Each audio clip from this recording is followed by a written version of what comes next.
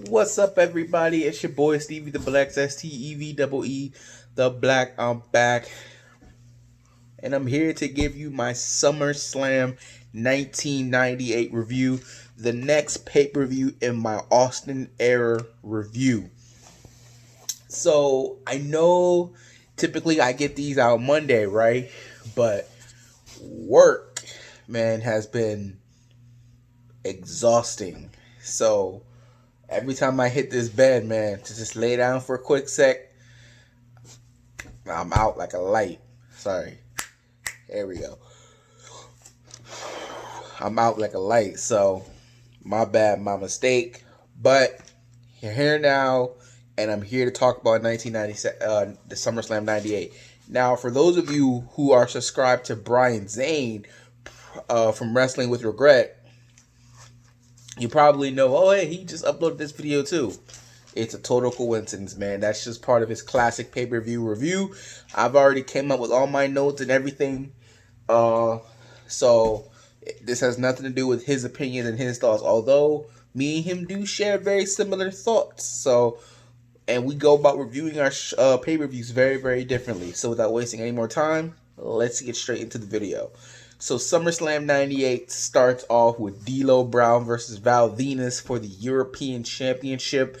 Obviously, with all opening matches, the goal is to hype the crowd up to get them excited for the pay-per-view. So that's how I judge every opening match. Did this match do that?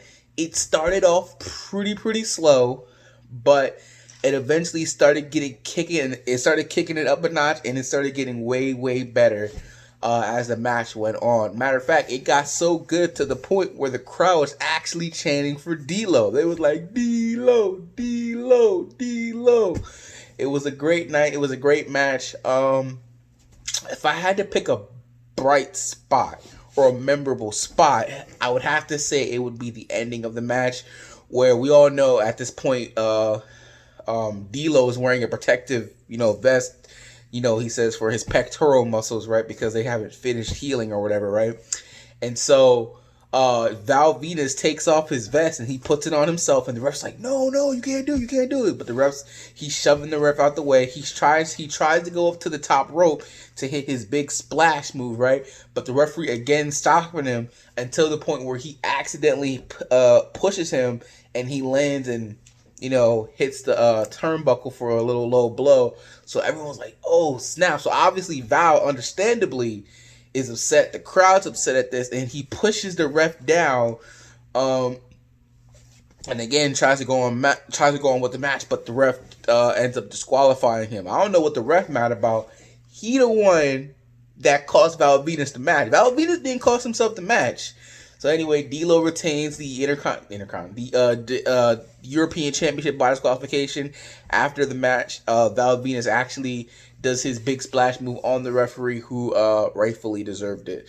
The match was really great opening match. Like I said, it started off kind of slow for me, but it picked up when it needed to. So I ended up giving it 3.5 out of 5. I thought it was a pretty good opening contest. Next up, we had Kai and Tai taking on the Oddities in a 4-on-3 handicap match. This match obviously was the bathroom break because I was so bored and I did not care, man. Like, I wanted to skip this match. I really wanted to, but I'm like, it's a pay-per-view. Gotta watch it. Gotta have it in there for the review. Memorable moments of the match. I don't know. I can't think of anything. That's how bad it was for me. Maybe when all 4 members of Kai and Tai jumped off the top rope and onto their opponents. I can't remember which one it was though. But other than that, that's pretty much about it. I mean, the Odysseys pretty much controlled all of the match because you had Kurgan in there, and you had another big dude in there, and then you had another big dude in there. So they were all way bigger than Kai and Tai and everything like that, and whatever. So the thing that shocked me was I saw oh man, what's this man's name? What's his name? Hold on. Give me a second.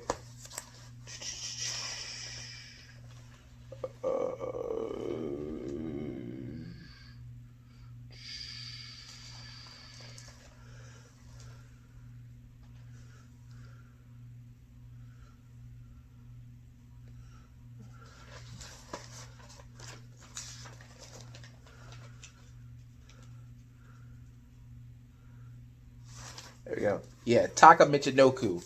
He joined Kaintai, and I did not see that. Don't know why he did it, because I uh I only watched the Raw after the pay per view and the Raw right before the pay per view. I skipped like 2 or 3 maybe episodes of Raw, so because there's a lot you have to watch. But I'm thinking about changing that. I really am. I'm thinking maybe I should watch all the episodes of Raw and eventually SmackDown before leading up to the pay per view, because I know there are a lot of great moments and builds up in feuds, but I skip all that stuff because I'm like, oh, I'm trying to get through this. But I'm thinking about it. Let me know in the comment section down below. Do you guys think I should watch all the episodes of Raw and all the episodes of SmackDown leading up to the pay per view, or should I just stick to my normal thing? Because I'm very, very curious what you guys think about that, because I have a schedule of getting it out. My Austin Era pay per view reviews out about every couple of weeks.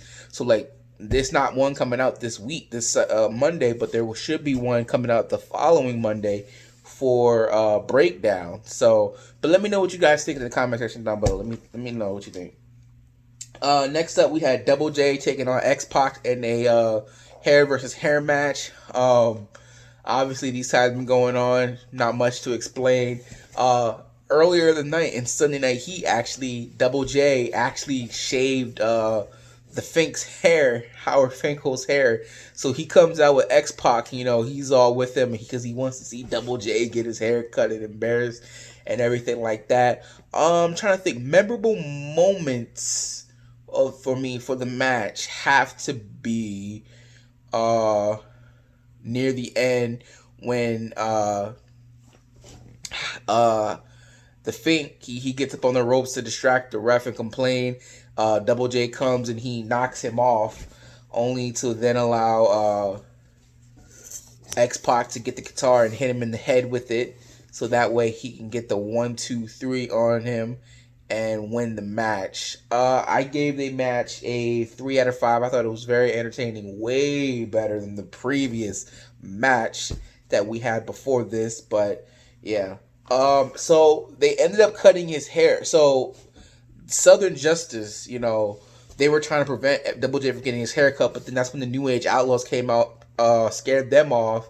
And then that's when the Headbangers came out. They all came and they held Double J as X-Pac cut his hair, but the scissors were really, really cheap, and so they had to get like a razor or a different pair of scissors to cut Double J's hair, which they didn't even cut it all the way. And then come to find out that all he did was just get a buzz cut and cut off all his long hair, so now his hair looks like mine when it's freshly cut. But I mean, he's not bald, which was the point of it. Unlike, so I'm not sure what the whole point of, but whatever. Next up, we had Jacqueline and Mark Merrill taking on Sable and a mystery partner of hers for her choosing in a intergender tag team match. She ends up picking Edge for this match. Very shocking move, because at this time, don't know a whole lot about Edge. He just hangs out in the crowd and just stands there and is being weird. So I thought it was very interesting choice that she picked Edge for her partner. This wasn't a very good match. Well, not to say that it was terrible or anything, but I just really couldn't get into it. I don't know why. A lot of sloppiness, if I really have to say, between Sable. She's just not that she's just not that good. Which, knock on her, but she's just not that good, Let's see, memorable moments. I mean, I can think of when she was screaming a lot too. She comes in, Edge tags her in, she tries to fight Jacqueline, but she runs away, tags back in Merrill. Those two fight for a bit. The high spot of the match, Edge jumps over the ropes onto Merrill. Jacqueline tries to come and attack her and save her man, but Edge gets her and spanks her. So I guess for me, that's the highlight. Very interesting ending. Merrill, he goes up to the top of the ropes. Edge counters him. He falls to the ground. I'm trying to remember. I'm sorry, guys. I'm sorry. You see, I'm having difficulty remember. Like I wasn't having difficulty remember other things. Like there's not really that much things that are memorable about this match. So that's why I gave it a 2.5 out of 5. Like I said, it wasn't terrible, but it wasn't great or memorable either. So that's why I gave it a 2.5 out of 5. Next up, we had Ken Shamrock taking on Owen Hart in a Lions Den match, which was pretty much just like an octagon ring almost. I really love this feud between Ken and Owen. Now, like I said, I haven't been watching Raw or anything, so I haven't seen them two interact as much. But the match they had at SummerSlam and the previous match they had at Fully Loaded, I enjoyed both of those matches. Dan the Beast Severn is Owen Hart's teacher. He taught him a submission move. I forgot what the move is called, but he did teach him. Very unique kind of match style. It's not a traditional wrestling match. It's basically just a fight, in a cage until one of your opponents submits. Yeah. I really enjoyed this match. I'm trying to think. Highlight of the match for me has to be when Owen Hart gets in that submission move that Dan the Beast Severn taught him. But what do you call it? Ken Shamrock ends up reversing it and puts it on the ankle lock. Dan the Beast is disappointed because he already knows about the come, which is Owen Hart taps out and Ken Shamrock is the winner. I ended up giving the match 3.5 out of 5. I thought it was a very good match. I enjoyed these two working together. I have really enjoyed Owen Hart. I've really enjoyed Owen Hart since watching from 1997. I've enjoyed him in 1998. Was rooting for him when he was against Shawn Michaels and DX. I've loved him when he's been in the Nation. And I'm going to enjoy him until his unfortunate passing away, which, again, I'm so sad about because I've enjoyed him so much. He's really, really great. Still don't know why that man's not in the Hall of Fame yet. Next up, we have Mankind taking on the New Age Outlaws for the Tag Team Championship. It was supposed to be Mankind and his tag team partner Kane, but because they broke up and Kane's now on the Undertaker side, Kane's like, yo, I'm not coming to help you. I'm out. I'm gone. Peace. So it's essentially a 2-on-1 handicap match. Mankind was thinking about, quitting and not, going through with the match, but Vince McMahon came and he was like, no, Mick, you gotta do it. You gotta make history. It's a no holds barred, falls count anywhere, no disqualification match. So come on, Mick, you can do it. If you do it and pull this off, you'll be in Madison Square Garden history in the Hall of Fame in no time. So he goes out there, but he gets completely destroyed. And here's the thing. Mankind is supposed to be heel and the New Age Outlaws are the baby faces, but it just does not feel that way. I mean, they was actually booing the New Age Outlaws a little bit because you felt sympathy for Mankind. He was out there giving it his all and he just got destroyed, man. I mean, oh my God, you felt so bad. It kind of got uncomfortable to watch. I mean, it got to a point where both Billy Gunn and Road Dogg each had a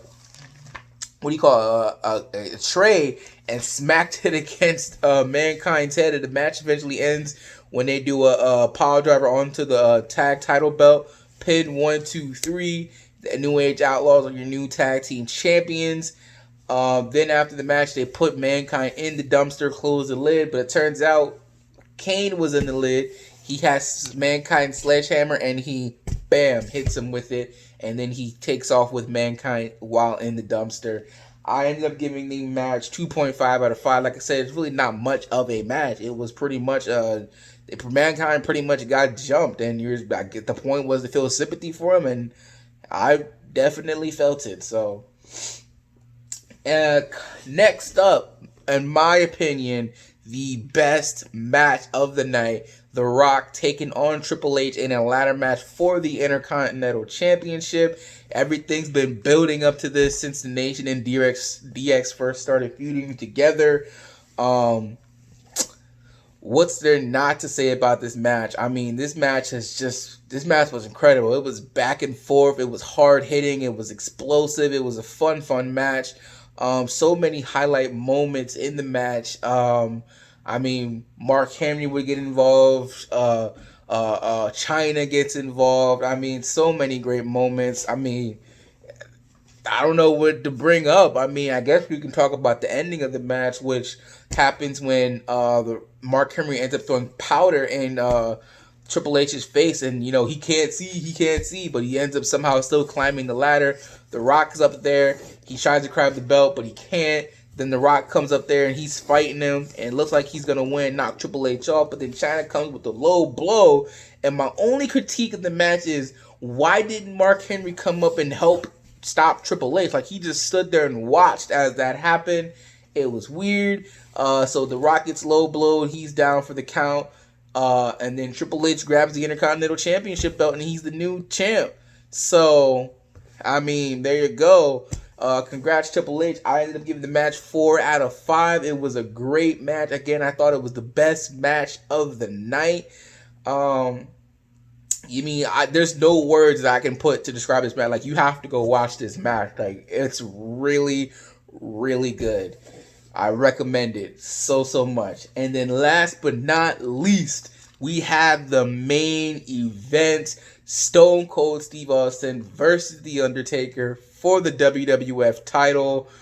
Will the dead man win his, third title? Or will the Rattlesnake continue on his reign of terror in Vince McMahon's company? Stone Cold's been on record multiple times, said that he was not proud of this match, and I'm like, I can see why he can say that, but still, the match they put on, it was a good match. Probably wasn't as great as it should have been, but it was still a good match nonetheless. Early on in the match, Stone Cold ends up getting concussed by The Undertaker. Taker flipped his head up like this after Stone Cold hit him, and he legit knocked Stone Cold out. Like, he was like out at least for a couple of minutes. I remember he was like, he asked the Rick, where am I? He's like, you're in the garden, boy. And he was like, oh, okay. What am I doing again? You're in a wrestling match fighting Taker. Oh, okay. All right. I mean, they still put on a pretty good match. I mean, they're fighting in the ring. They're fighting out the ring. They're fighting in the crowd. They get back in the ring. Taker dumps Austin on the table. It goes for a huge leg drop. Table doesn't break. I mean, they had a pretty good match. I mean, Taker... So the match ends when, even eventually Kane came out to try and help his brother, but Taker's like, nah, I can do this by myself. Go back to the back. So he's like, all right. So, the match ends when Stone Cold and Undertaker are slugging it out in the final minutes. Taker goes for old school one more time, but the Stone Cold ends up hitting a low blow, hits the stunner, 1, 2, 3. Stone Cold retains the Intercontinental Championship. Oh my God, my bad, guys. Work. Austin retains the WWF Championship. My only gripe was, I'm like, isn't this the Undertaker? How was it after one Stone Cold stunner? That was my initial thoughts, because I never seen the match full. But I understand with the low blow and everything that. And then with the Stone Cold Stunner that, okay, he got beat. After the match, Undertaker hands Stone Cold the belt. He congratulates him. And then he and Kane stand at the top of the ramp. Or I guess not really ramp. Top of the entrance. And just watch Stone Cold. And they're like, this is not over yet. The battle will rage on. And again, even after the match, you can tell Stone Cold's not all the way there. He doesn't even look over and see them. Like, he's not all the way there, so you can tell, like, oh yeah, he's like concussed. You can tell. So like I said, that match gets a 3 out of 5 for me. I can see why Stone Cold said he's not proud of it, but overall I still thought they put on a pretty good match. So the $1 million question: did we finally get a good pay-per-view? And the answer is yes, we did. I am giving SummerSlam a B grade. We did it. We finally did it. I finally got a pay-per-view that I was like, yo, this was a good pay-per-view, but it wasn't great. The only thing I questioned was the Edge and Sable match, which was okay at best, and the Odyssey and Kai and Tai match, which is straight up garbage. I know it's supposed to be a comedy match, but I was not laughing at all. Nothing funny about it at all. But other than that, every other match was great. I really enjoyed this pay-per-view. I will come back. If there's a match on here that I come back and watch, it would definitely be The Rock versus Triple H in that ladder match. That was a very, very good ladder match. I may even come back and watch Undertaker and Stone Cold, because like I said, even though it wasn't a great match, as great as it could have been, it was still a pretty good match. Like, they didn't do that bad of a job. And the whole time, again, the Undertaker's a babyface, but he does some questionable things. And I'm like, are we sure he's a babyface? Like, I know, I can't tell. I mean, you could tell he sent Kane to the back. He handed him the belt after he won. Like, he you know, he did some babyface thing. He did some respectable things. But it's like, again, are we sure he's a babyface? Because I can't tell sometimes. But that's pretty much about it. Breakdown is the next pay-per-view in the Austin Era Review. Like I said, I am thinking about watching all episodes of Raw leading up to the pay-per-view, not just Raw before the pay-per-view. But if you want me to do that, again, it's going to change the schedule of when these Austin Era Review videos come out. So let me know in the comment section what you think. Please remember to rate, comment, subscribe, and share. Like this video. Don't forget to hit that notification button and the little bell so you get all the notifications for my videos. That's pretty much about it, man. I don't got nothing else. So until next time, and if you're not down with that, I've just got 2 words for you. Peace out, and catch you guys later.